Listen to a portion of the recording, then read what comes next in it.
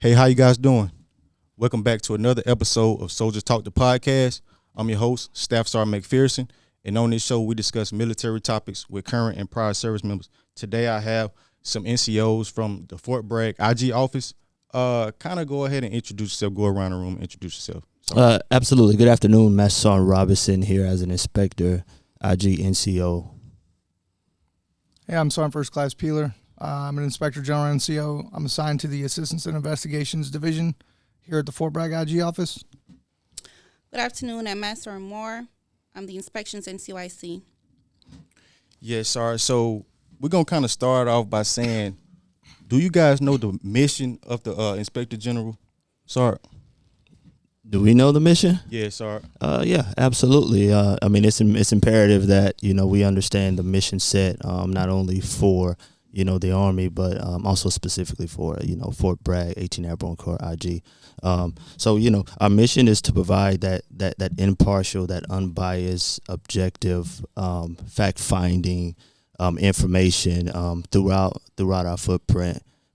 Anybody got anything else that you want to add to that? Yeah, so generally speaking, to add on to what Master Sergeant Robinson said, we're the eyes and ears of the senior mission commander. But it's not to say that we work just for the senior mission commander. We have a couple of channels that we answer through, generally speaking. So we do have the Inspector General of the Army, Lieutenant General Martin at the Pentagon, who is the proponent for the regulation that determines how Inspector Generals go about their daily duties. But each IG is assigned to a general command. So wherever there's a general officer in command, there is an IG that works for them as part of their special staff. So though we do have reporting requirements to the Inspector General, we are essentially the eyes and ears for the command here on Fort Bragg. Right. Yes, Sarge. It says the mission for the Inspector General is to provide impartial, objective, and unbiased advice and oversight to the U.S. ASMDC Commanding General through relevant, timely, and through inspections, assistance, investigations, and training. Also to promote stewardship, accountability, integrity, efficiency, and good order and discipline in support of total Army readiness. Absolutely. Yes. So basically I want to add on to that you can see the IG office as we tell it as it is. Straightforward. For it as it is. No prejudice, no bias, or what, we'll be very clear and we take no sides, pretty much. Yes, sir. So kind of give a brief overview on what's the difference between EO and IG. Okay, so I'll go ahead and take this one. Go ahead and take so that. the biggest difference between EO and IG is EO has specific criteria outlined in AR 600-20, Chapter 6, that discusses what constitutes a violation of MEO policy. So if there's something in there that meets one of those demographic criteria for MEO policy, it's appropriate to go to your EO advisor to file either a formal or informal complaint through them. Now, the paragraphs 4 or the chapter 4 and 6 kind of overlap a little bit when we get into the harassment piece of what when we deal with complaints. So anything under hazing, bullying, that can blend into either IG assistance requirement or to the EOA.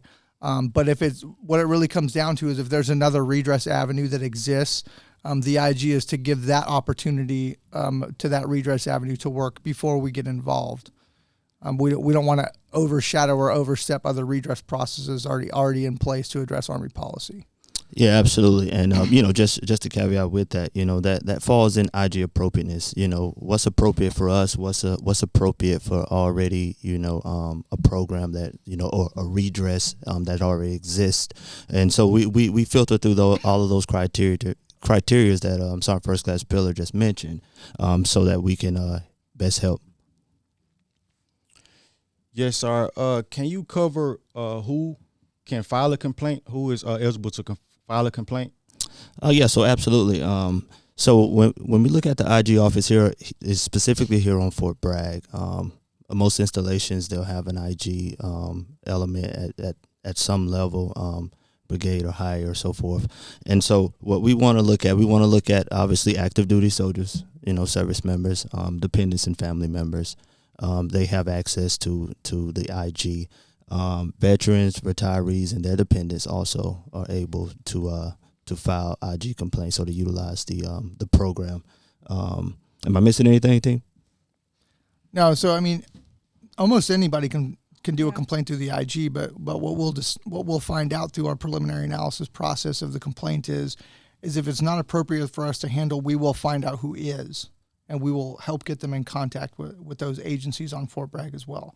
So we're also kind of an information center as well. Right. I don't want to downplay what we do and say an information center, but people don't just file complaints through the IG. We're also here for command teams and soldiers to do what we call requests for information. If there's a rule or a guideline you can't find and you've exhausted all your resources, more likely than not, the IG can find it.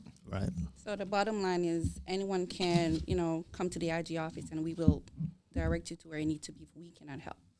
Okay, so on a daily basis, what are some of the things that you would say is not IG appropriate?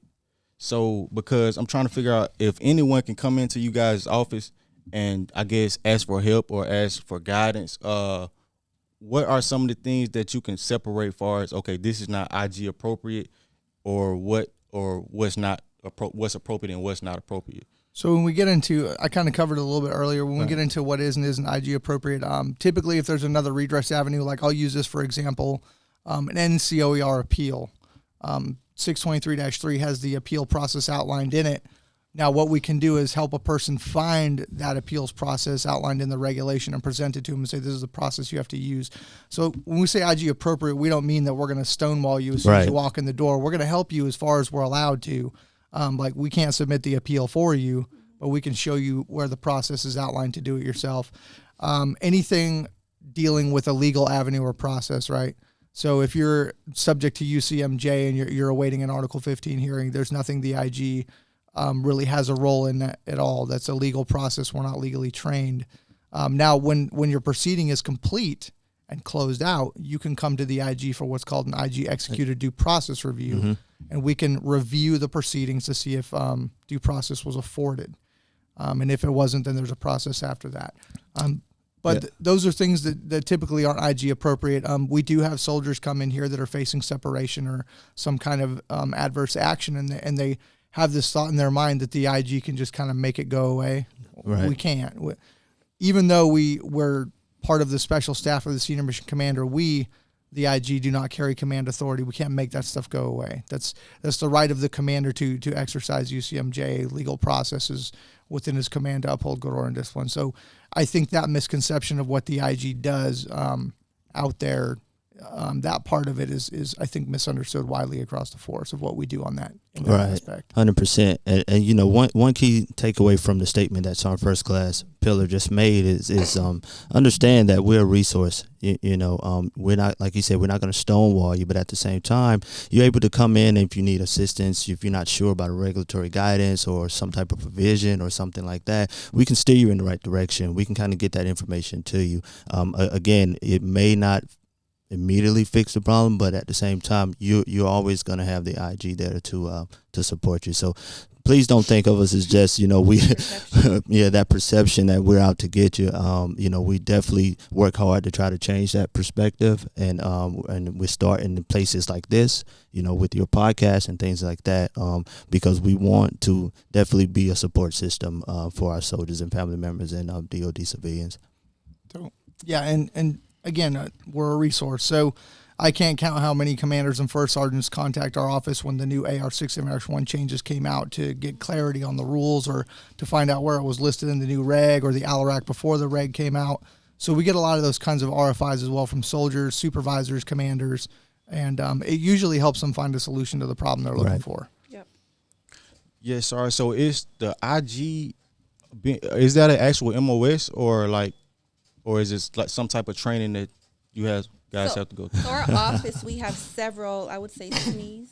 We're made up of several different MOSs. For instance, I'm a 42 Alpha HR. Then we have Master and Robinson here is an 88 Zulu. And we have some first class Spiller. He's a 11 Bravo. Right. So we share different, we bring forth different things to the table. So whenever anything comes into our office, we are like fact finders, and we can, contribute whatever skills, experiences we have. And then, of course, we find the answers to how we can assist. But it's not just a specific MOS. There's no IG MOS. Yes, sir. So anyone else have anything else to add on? Yeah, that? I mean, you're spot on. Again, with your background, obviously, understanding that it is a different branch. Like, you do step out of your branch into an IG branch. But it's definitely, it's not a new MOS.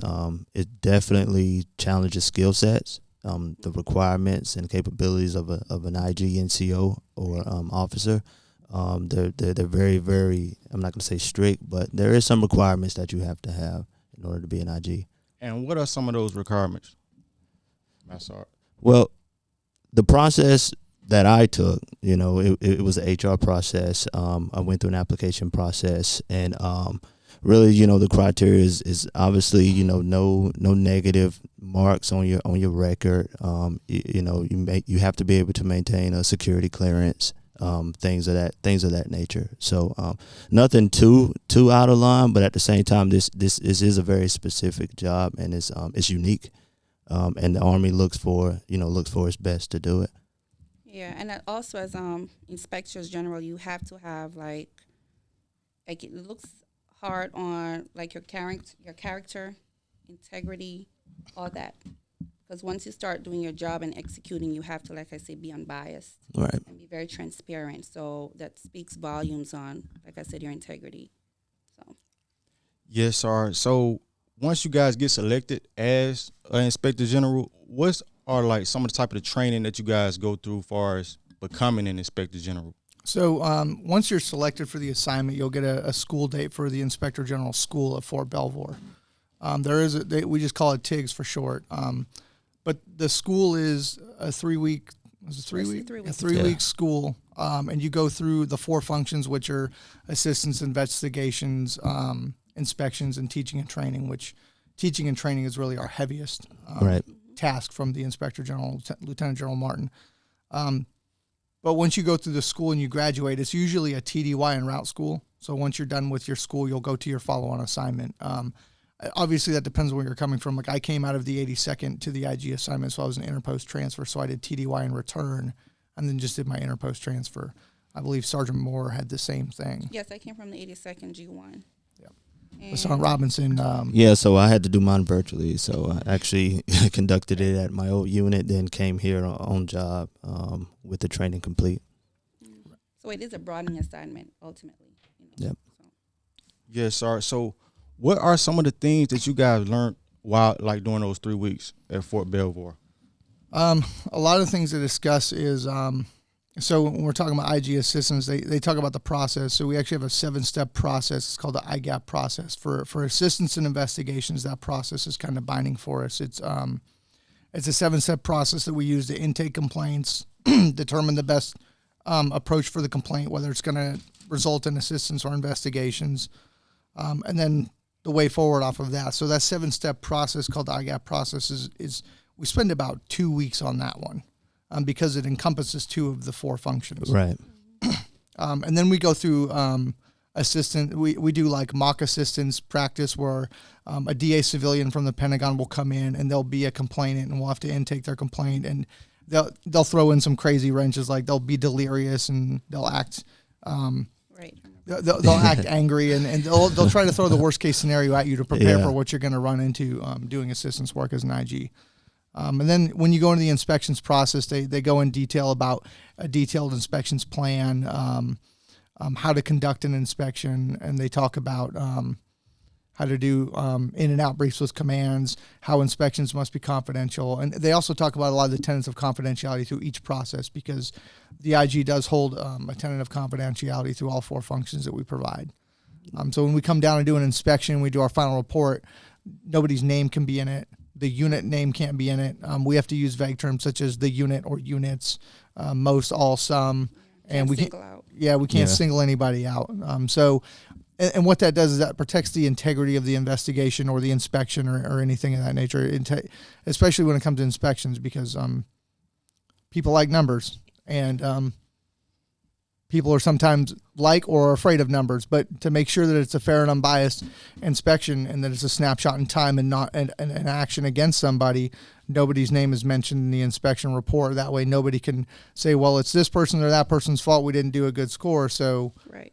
And it's gotta stay that way to make sure that the inspections are fair and impartial. And Yeah, and Because it's the you know, command and is getting all that is definitely provided so that the units can one be more educated, and then at the same time increase unit readiness, preparation, warfighter capabilities, So at the end of the day, a lot of times, a lot of people lay heavily on IG as simply investigations and showing up when things are bad. But just like some first class pillar said, Master Moore said, the teaching trains is a very, very, very important part of it, because I think that's that lower level part where IGs can really get involved one-on-one with units and leaders and try to improve efficiency. And so that's kind of the functions of what we do. So it's not just investigate, go out and see what you're doing wrong, but it's to provide that feedback so units can increase readiness and increase warfighter capabilities. Right, and through the teach and train function, that's where we view our best problem solving capability is the teach and train function. So when you talk about the inspections, right, a lot of units will reach out and do teach and train, request a teach and train from the IG office. And really what it comes down to is we're looking at systems, maintenance, CSDP, things like that.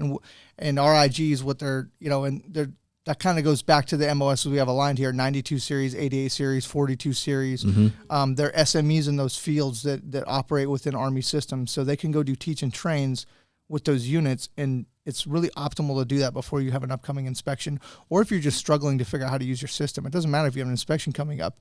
If you request a teach train from the IG, we can come down to the unit on our time and go over it with the subject matter expert at the unit, or with the person requesting the teach and train. Like, say a supply sergeant is new and doesn't understand the systems.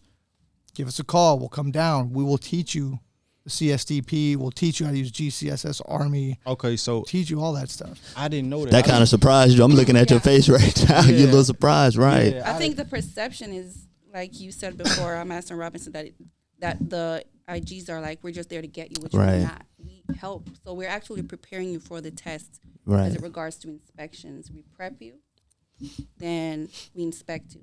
But the teach and train part of it is very important, because we're basically getting you ready. So ask us, utilize us, we'll come down, we'll train you. That's what it's called, teach and train. We'll get you ready, ask whatever questions is for clarification, and then we'll see where you're at.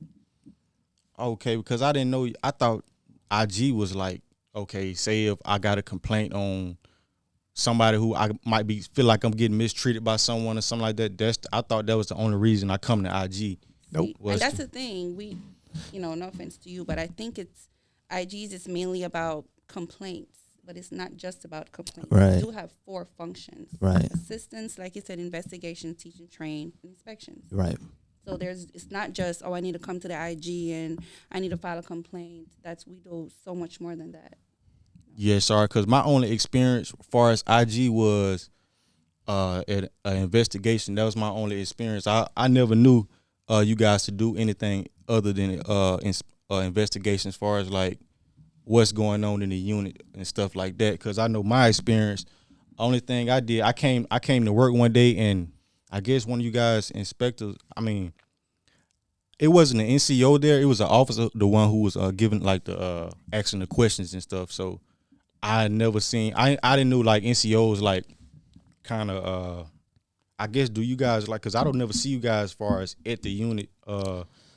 Right. So that's a part of it. Is we're not hiding out trying to avoid people at all. It is important that the IG kind of maintain a presence. But hopefully when we're present, we're not getting the, oh shoot, here come the IG and run the other way.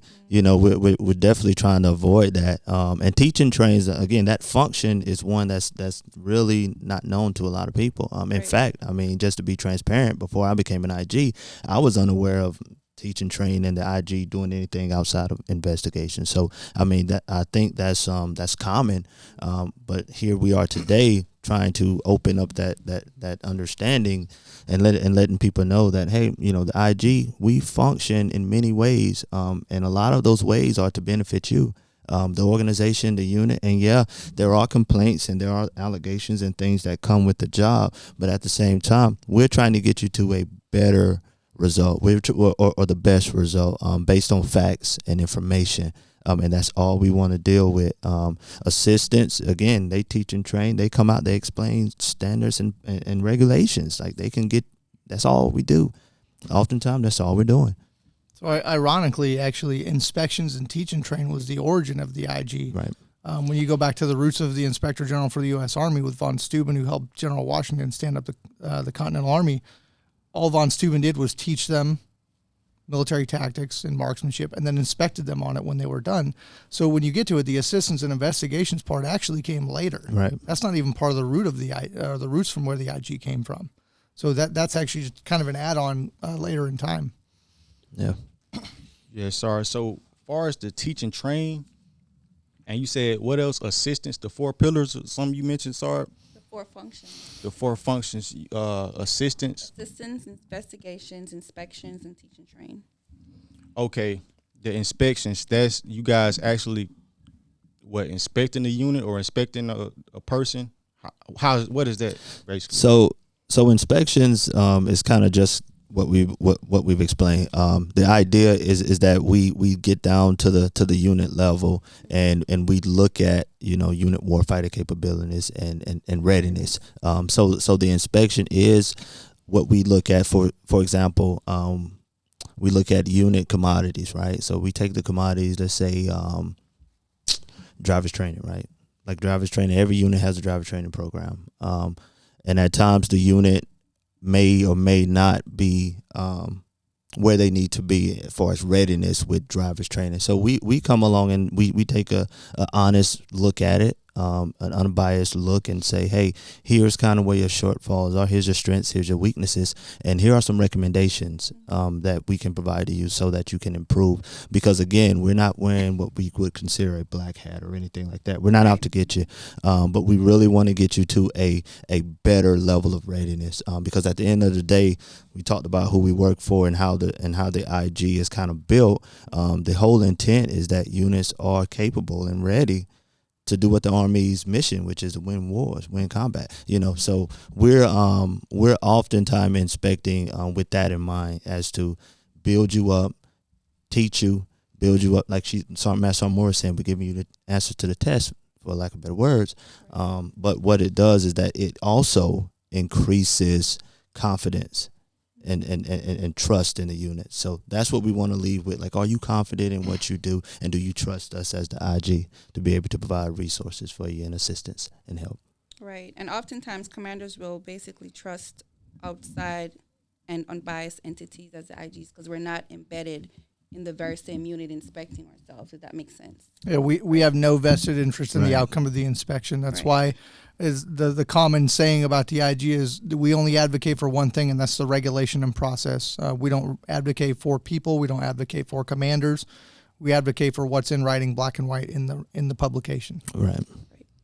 Yes, sorry. So far as the teach and train, do that vary from MOS? Well, What do you mean? So say far as the teach and train, so I'm a 92 Yankee, so I do like CST. I'm used to like CSTP inspections, stuff like that.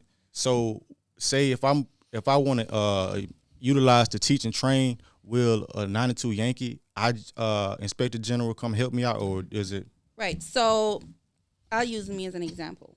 So that goes back to what areas we were directed to inspect. So for instance, for HR, if there's a discrepancy with, say, flag/DS1, me being the SME, the subject matter expert for that, prior to the inspection, I would conduct my teach and train with that S1 office.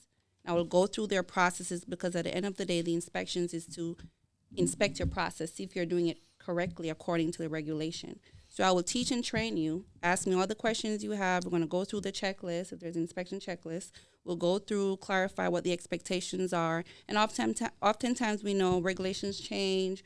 We make sure we stay on top of all updated regulations as well. right. So we teach and train, in that case, for the S1, and then I would conduct the inspection. So yes, the subject matter expert, whether it be the 42 Alpha, the 92 Yankee in your case, if there's a supply inspection section, they would come down and they would go through and make sure that you're ready for the inspection.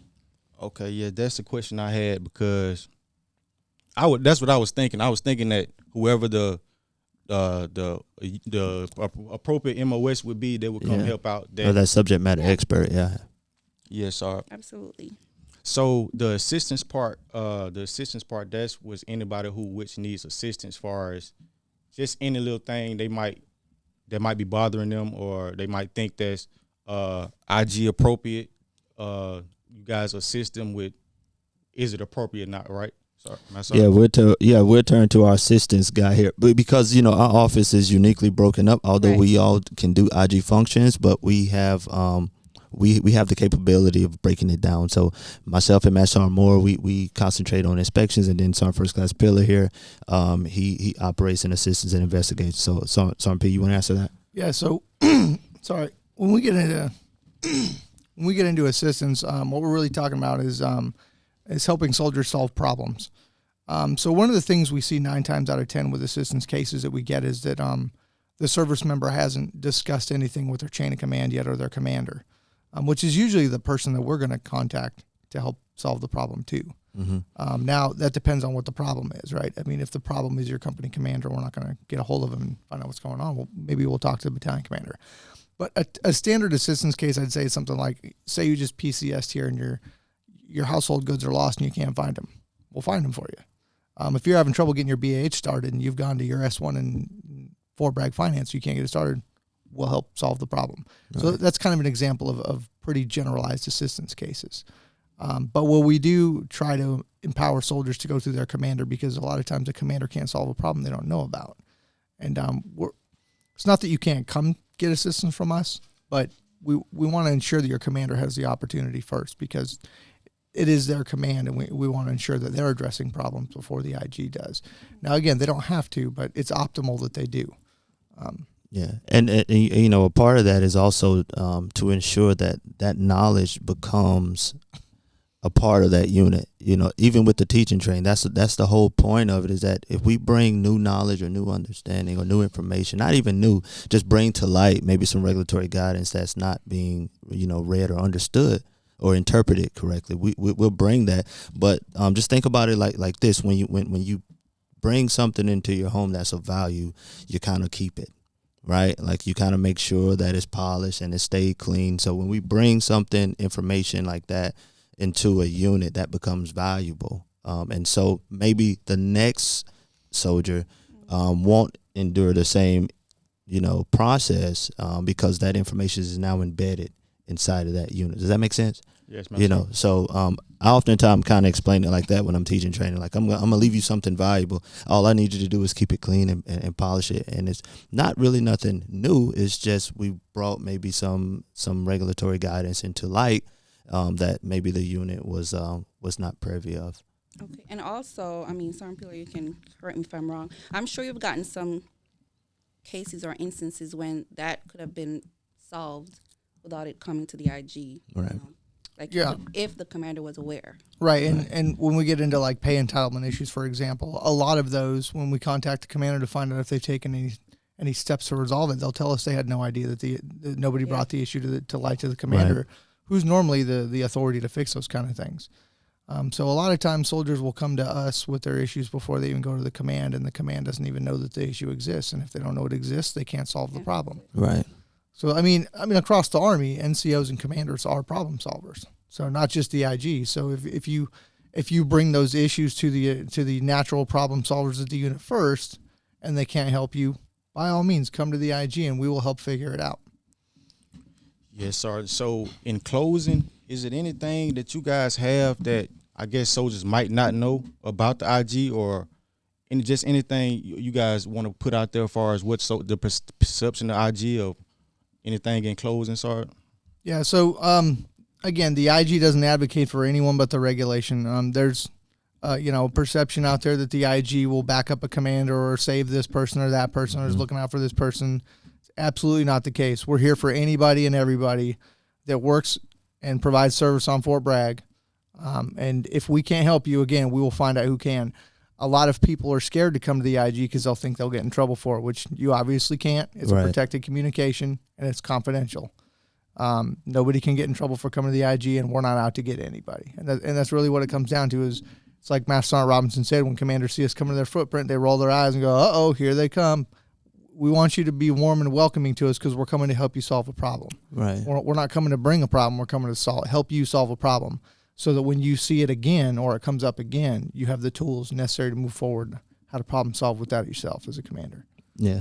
And, just one other thing, get involved with hopefully after this conversation, you have the confidence to maybe get involved or build a relationship with the IG, and find out what they do, like find out what they provide, find out what subject matter experts exist in those IG offices, because I think we threw our little plug in there that a lot of people didn't know, the teaching trains, Right. that's a big function. And if you know what your IG can offer, then your unit can benefit from it. So try to build that relationship, get involved with your local IG office and find out what they provide, find out what subject matter experts exist in those offices.